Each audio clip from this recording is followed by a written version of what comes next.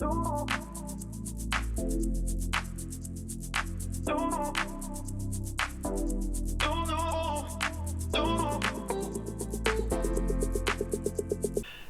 thank you for joining me here tonight. I am Hawkeye. This is Maple Leafs Man Advantage. And I'm on to the next video now. I'm going to talk about 4 different trades that the Toronto Maple Leafs made during the 1977-78 season. Each one of those particular trades, at the players and if they should have made the trades and everything like that. But I would also say as well, if you like this video, I'd appreciate it to hit like, as well as subscribe. As I've said in my other videos, I've got a lot of videos on here. I'm definitely looking to put even many more on here as well.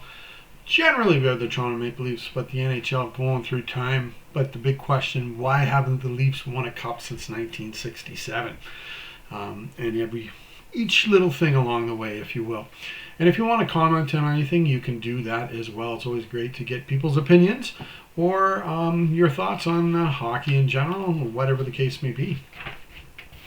Now, the first one was on November the 1st, 1977. I would definitely say this one's a big one. They all are. They're all guys that are in the Toronto Maple Leaf lineup. But on November the 1st, 1977, the Leafs worked out a deal with the St. Louis Blues. The Leafs acquired Jerry Butler. He was also known as Bugsy, while the Blues acquired Inge Hammerstrom. So we're going to take a closer look at this deal. So we're going to start on the Leafs side here first. And coming into the trade, Jerry, he had played 267 games with 53 goals, 72 assists, and 125 points. Jerry would then play 374 more games in the NHL, scoring 46 goals with 48 assists for 98 points. On the other side, Inge had he would play just parts of the next 2 seasons and then retire from the NHL. But up until this point, he had played 292 games. He scored 85 goals, with 82 assists for 167 points. He would go on to play another 135 games with 31 goals, including this very season. He will score 20 with 41 assists for 72 points. So, for this particular trade here, I'm going to give it the green light for Toronto. Good trade, I think. Different players, but I'm going to give it the green light. And like as I wrote here, Inge was more proficient in scoring than Jerry, but Butler added perhaps more muscle, as Hammerstrom had. I didn't see a whole heck of a lot of him, but he had the reputation as being a very soft player, where Butler, he doesn't have that rep. And then for my very own team, I do have Hammerstrom. I'm going to make the same trade. And it's funny because did I not have Jerry Butler early in his career? So welcome back, Jerry, to the Toronto Maple Leafs. But there you go. That was the very first trade. The second trade was on January the 9th, 1978. And the Leafs, and this time it was the Colorado Rockies, worked out a deal that saw the Rockies acquire Bob Neely for cash. By this point in his career, Bob had played 261 games, scoring 36 goals with 53 assists for 89 points. While he was only 24 years of age, and I saw him play in a couple of games, and he looked okay. He didn't look like he didn't belong in the league. I would not make that statement. But he will play only 22 more games in the NHL, scoring 3 goals with 6 assists for 9 points. And because of that, I'm going to give this the green light for the Leafs. That's okay to work out that trade. So the next trade was on January the 29th, 1978, where the Leafs worked out a deal with, this time it was the Vancouver Canucks. and they sent them defenseman Claire Alexander for cash. Claire had played 123 games, scoring 10 goals with 29 assists for 39 points. He would go on to play just 32 more games. He put up some good numbers though in those 32 games. He had 8 goals with 18 assists for 26 points. That's pretty good. He then jumped over to the WHA and played for the Edmonton Oilers and played 54 games there, scored 8 goals with 23 assists for 31 points. I definitely looks like Claire had some offensive touch going on, but after that season in the WHA, he would be 34, never rejoined the NHL, and that was the end of hockey in the NHL or the WHA for Claire. And because of that, just what he did in the NHL, like not a whole lot of games there. I just like Bob Neely, give this a green light, guys. Free up those roster spots for someone else, and that's okay. So now the big trade. This one was on March the 13th, 1978. The Toronto Maple Leafs worked out a deal with the Detroit Red Wings. This is a big deal. The Leafs acquired left wing Dan Maloney and the Red Wings' 1980 second round draft pick. In turn, the Red Wings acquire left wing Errol Thompson, the Leafs' 1978 first round and second round, and the 1980 first round draft picks. Whew. The Leafs were super sold on Dan. But I'm going to love to take a deeper look into this, as well as the guys that were drafted here as well.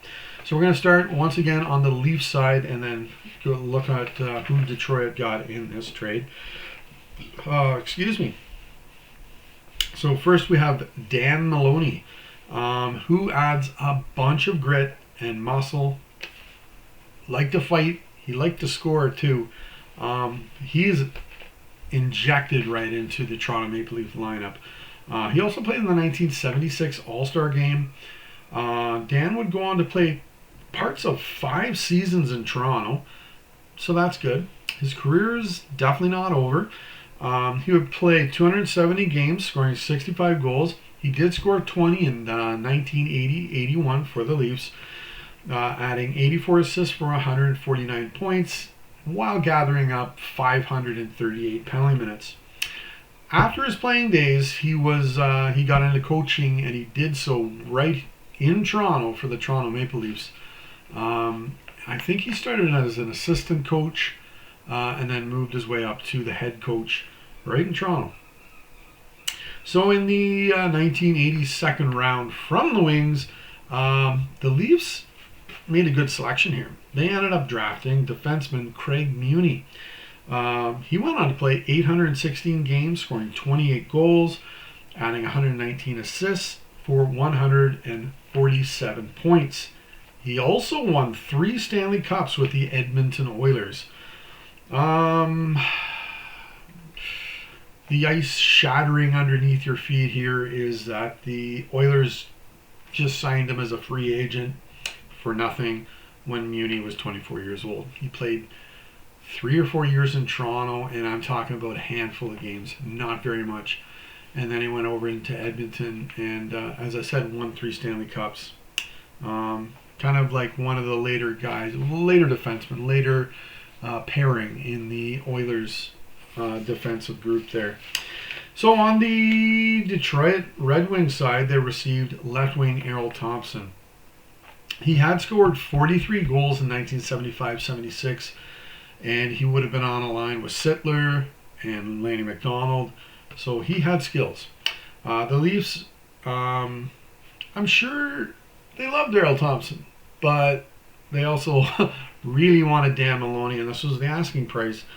Thompson would go on to play another 234 games, scoring 82 goals, 66 assists for 148 points. Now, the Red Wings got the 1978 first round draft pick, and they selected center Brent Peterson. He would go on to play 620 games with 72 goals, 141 assists for 213 points. The second round pick that year was goalie Al Jensen. He would go on to play 179 games. He won 95, tied 18. He had 8 shutouts, 880 save percentage, and 3.36 goals against average. But wait, there's another draft pick here, another first rounder. And the Wings ended up selecting Mike Blasdell, who went on to play 343 games, scoring 70 goals with 84 assists for 154 points. Now, this particular year for the Leafs, they did go on to get to the semifinals. But I gotta say, don't set your bar so low. They did not win the Stanley Cup because of this trade. I did see Dan Maloney in games like following this team, games I could see, and man, oh man, you notice Maloney. He loved to throw the body, just hammer the glass, hammer the body hard. He was great at it. He probably had a hair trigger temper on him too. He liked to get into the fights. Tough Irish boy. I think he was from Barrie, Ontario, but yeah, I think the asking price for Dan was just too high. I would not go with this trade. I don't have Errol Thompson on my own team, so it doesn't matter. I wouldn't make the trade, but it's too bad because Dan, I think, did add some stuff to the lineup. I think the way he played, though, like, it took a lot out of him as well as the other players. And yeah, but anyways, I would not go with that trade. Stay with what you got in Toronto. I don't know, but that's it. That's the 4 trades the Leafs made there. But because I said I would make a trade, I got an update onto my own lineup, and I gotta say I'm sorry I forgot about this guy. He came back to the NHL in this season and the Toronto Maple Leafs, and I got a card of his here. That's Ronnie Ellis, the late Ron Ellis. He's also going to be on my team too.